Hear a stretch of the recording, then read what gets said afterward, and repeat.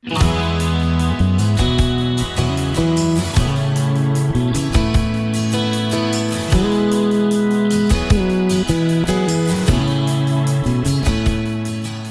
次嚟行呢個舊區呢，除咗好多打卡位之外，仲有好多好嘢食。今次介紹呢個步行路線呢，係由沙灘經過舊城區之後再去到 Chinatown。今個星期日呢，我哋嚟到沙灘禮拜堂啊！咁呢個禮拜堂好特別嘅喎，逢星期日嘅9點鐘呢，仲有粵語嘅崇拜。星期日朝頭早呢，嚟到呢度，見到鋪頭好多人喎，係食燒鴨、有湯粉或者飯啦。呢間粥鋪呢，好出名㗎，攞個米芝蓮推介㗎，成日都好多人㗎喎。咁有人就話呢，如果晏咗嚟呢，就食唔到油炸鬼啦。啊，裏邊幾多人？咁呢個係餐牌啦，佢呢有豬肉粥啦，最出名係呢一個佢話有蛋同埋皮蛋嘅蛋皮蛋豬肉粥，一碗係80匹。佢嘅粥底好特別嘅喎，我哋喺呢度都聞到呢，佢一陣焦香味嘅。咁有啲人呢，就有啲人中意，有啲人唔中意啦。有人就話覺得好似燶咗咁樣。依家呢，10點半到啦，我哋嚟到呢間 Rasa Tea House。咁好似話呢，佢有啲清邁嚟嘅茶飲嘅喎，有機嘅茶啦，跟住都有啲西餐，仲有隻貓喺門口看住。呢度環境好靚啊，仲播住輕鬆嘅音樂。咁咧朝頭早11點前呢，淨係得茶同埋甜點啫呢度。咁佢茶咧分得好仔細嘅喎，咁你可以根據自己嘅口味咧揀啊，因為有啲似好似咖啡咁樣咧，佢會咁樣形容嘅。咁如果蛋糕咧都有，或者係cream brulee，可以食 scone 喎，或者 cookies 都得。跟住咧，佢樓上嗰層咧就係一個retail shop 嚟嘅，咁咧佢就會賣啲茶葉咁樣啦，跟住咧你就可以開啲茶葉聞下咧個味啱唔啱啦咁。呢一個咧就係2021年攞獎嘅茶，呢兩種白茶。咁佢嘅價錢咧，如果一罐咧就係1800匹。頭先咧就叫做呢個烤袋呢個茶，咁佢就咧有啲米嘅味啊，同埋有啲 nuts 嘅味，一罐咧就係590匹。呢個烤袋咧，佢就話係有絲質嘅茶同埋有米味。呢度嘅甜點都做得唔錯啊，譬如呢個朱古力曲奇好精緻嘅，呢個 scone 咧都做得好專業啊，佢襯埋嗰個 cream 同埋 jam 咧都係好好味㗎。呢間茶室個氣氛幾舒服啊，嚟唞下都唔錯。呢度呢有一個博物館呢，係嗰間屋呢嘅建築呢係有殖民地時代嘅風格㗎。Thank you。呢度入去就係啦。呢個博物館呢免費參觀嘅，咁你門口登記個名就 OK 㗎啦。咁佢呢度有介紹下先。佢話呢個博物館呢係以前一個中產嘅屋企啊，二戰之後嘅時代。每一個 building 咧都有個義工喺度幫手嘅。呢3棟嘢咧都幾多嘢睇嘅，不過咧去到有啲係文字解釋嗰啲嘢咧，佢有啲就淨係得泰文咯。呢度仲有第2棟 building 可以參觀嘅。呢度咧仲有導賞員咁。喺呢條街咧有好多嗰啲小食檔添，都好香。呢度幾多畫睇下。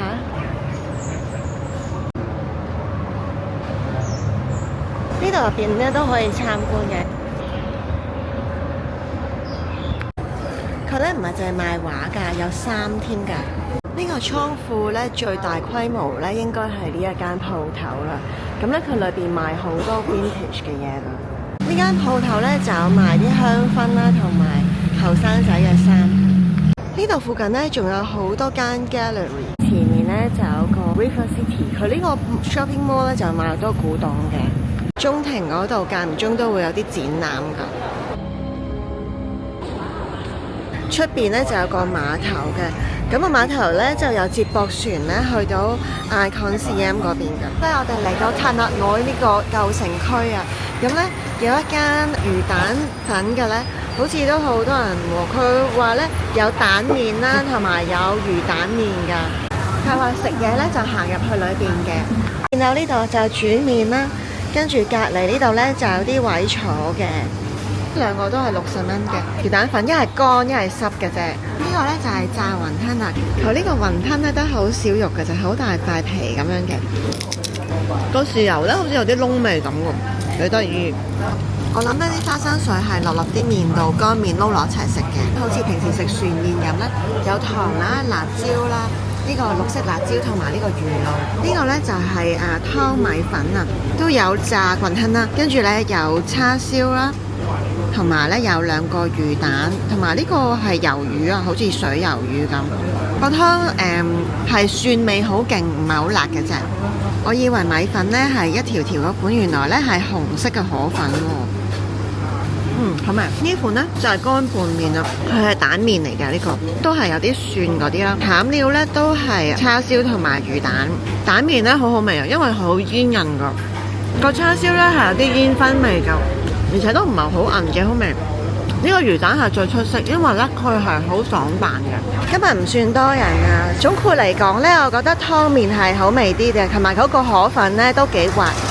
所以下次大家見到呢個門口咧，好多人排隊都唔緊要㗎，直行入去就得㗎啦。呢度橫街啲樓都幾靚。咦？呢間就係出名食咖喱嗰個。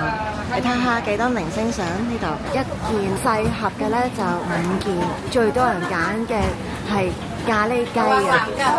呢度咧你就見到佢新鮮整嘅，好香㗎，全部都係現場整嘅。跟住咧，我哋就嚟到呢一區咧，好出名食椰漿煎餅嘅檔口啊！咁佢係新鮮整㗎，呢度嗰個 pan 熱咗之後咧，就倒啲椰漿落去。我哋試一盒細盒嘅，就30克。佢咧每塊煎好咗之後咧，就會剪細佢咁樣嘅。咁啊底下啡啡地色咧，咁佢就起鑊㗎啦。呢個咧就係新鮮熱辣嘅椰漿煎餅啊！呢個椰漿煎餅咧係外脆內軟㗎。咁你篤開佢之後咧，就見到裏邊咧係半流心嘅椰漿，係咧好好味㗎喎，又唔係太甜，又唔會太流。機械人喎，幾有型我覺得。佢話呢間屋咧有超過100年歷史㗎啦，係以前古代嚟呢度有呢間屋。呢間鴨麵咧喺呢區都係出名㗎，你睇下佢啲鴨幾大隻。我見到裏邊都有遊客食嘢，跟住喺鴨麵鋪咧對面有條巷仔入去咧就可以影到啲街頭藝術㗎啦，個牆都掛咗好多畫喎。呢個紋身好勁喎，佢刻晒啲經文喺隻腳度。度個個遊客咧都嚟同啲畫打卡啊！呢一區咧都好近 Chinatown 㗎，咁所以咧有啲中國特色嘅畫添。裏邊就係民居嚟嘅。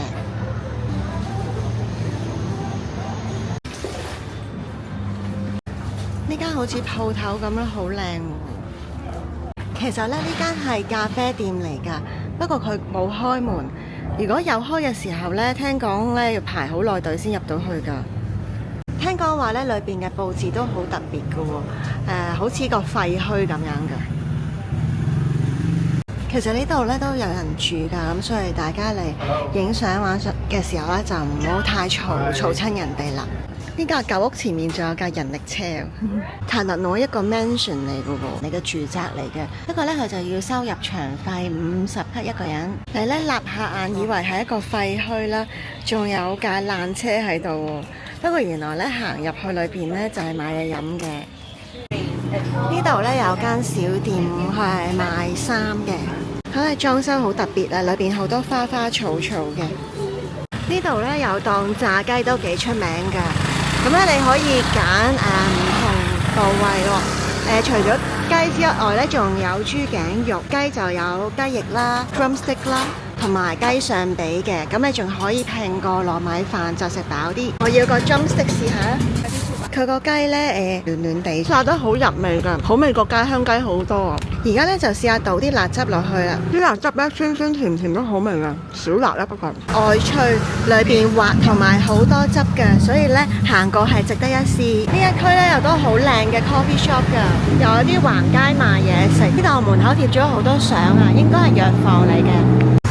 呢一檔呢係食煎餅啊，原來係夾餅啊，都有係夾 Nutella 同埋香蕉嘅，有 ham 啦，有蛋啦，係咪？啲番茄嘅40克，我哋就向 Chinatown 嘅方向行啦。唔知點解行下呢，去到呢個路中心呢，又見到機械人啊！依家呢，就嚟呢間飲泰茶嘅專門店。呢度嘅泰式奶茶呢，分得好仔細㗎，有唔同種類嘅茶葉。另外咧，仲可以揀奶茶沙冰。呢兩款茶咧係唔同茶葉㗎。咁呢個就係青萊啦，呢個咧就係佢嘅 house brand。house brand 咧，我覺得係淡味喎。咁呢一款青萊就有個獨特嘅香味。呢座廟咧裏邊有個博物館咧，可以入去參觀㗎。見到人行上去好熱啊！我要買 ticket 㗎喎。哎呀，但係咧，如果着短褲就入唔到啦。你可以借個 scarf 咯，20蚊。如果上去睇個 Buddha 咧，就100 baht。如果睇個 exhibition 咧，就200 baht。如果入去裏邊咧，你就要着長褲啦。如果出邊睇咧，就唔使嘅。如果你想望下個金嘅 Buddha 咧，其實喺呢度都會見到嘅喎。呢度咧成個紙都係好金嘅話，用咗好多金嚟做。喺側邊呢邊咧都會望到佢㗎。另一個景點咧就應該係呢個鐘啦。頭先咧我見有人敲過佢。嚟到呢個好塞車嘅位置咧，咁你就知道差唔多去到最旺個區啦。喺呢度咧有好多食魚翅啊、燕窩嘅鋪頭㗎，仲有啲金鋪添。呢度對面咧夜啲就會有好多攤檔，嗰啲夜市咧好熱鬧㗎啦。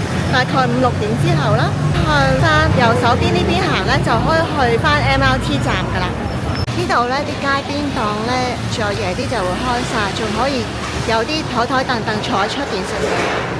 喺 Chinatown 呢度咧有一個商場啊，咁喺出邊咧沿住呢條路咧都有啲食嘢嘅檔口，譬如食粥啊、串燒嗰啲啦。喺呢個大路口咧轉入去有間鋪頭咧係食蠔仔餅㗎，就係呢度啦。佢呢個餐牌好簡單嘅，就係得幾樣嘢食嘅啫，裏邊都有位坐嘅，不過就好似冇冷氣啦。其實得呢6款嘢食嘅啫。咁最出名就係食呢個蠔餅啦，有2款嘅喎，有個係脆啲，有個係腍啲嘅，有炒飯啦、鴨食。好啦，入去坐啦我哋。廚師咧整嗰個煎蛋啊，咁佢首先咧就落咗好多油先嘅。然之後咧就喺呢度將啲粉溝落個蛋漿度咧，再倒落去，跟住哇，仲有落多1羹油啊！所以咁脆就咁解啦。佢咧同傳統嘅蠔仔煎唔同嘅喎，佢係整好晒啲蛋先嘅，跟住再落油。佢炸完個蠔餅之後咧，又會畢翻起啲油，再煎下佢嘅先上碟。跟住咧，佢就再落咗啲葱啦，同埋蠔啦，同埋醬油落去咧炒個蠔。跟住咧炒好咗嘅蠔之後咧，就會放落個蛋上面噶啦。呢份咧就係細 size 嘅。呢個同平時我哋食開台灣嘅蚵仔煎好唔同喎。佢呢個皮咧好脆嘅，跟住上面再加啲芡汁咧，有少少似中式炒麵嘅感覺。不過佢係蠔仔。另外咧，我就嗌咗一個細嘅煙燻鴨飯啊，有好濃嘅煙燻味。咁質根咧就有啲係好似橙汁咁嘅汁。呢個鴨咧好香，而且咧啲肉好嫩㗎，好腍。呢間鋪頭咧係由朝頭早9點開到夜晚7點嘅咋，咁所以咧大家去夜市之前咧就要嚟咗呢度食先啦。呢間鋪頭咧已經連續6年獲得米芝蓮推介㗎啦，絕對值得嚟試下。依家咧嚟 Chinatown 呢度嗰個交通咧好方便㗎啦，藍色線29號站咧就可以嚟到㗎啦。講晒呢個29號站附近咧有咩嘢玩㗎啦，有食嘢啦，有 shopping mall。頭先我哋食嗰個蠔啦。跟住再去過嗰邊咧，都有其他景點。今次嘅影片就嚟到呢度啦。如果大家中意嘅話，記得點讚、訂閱、分享同留言。我哋下次再見，拜拜。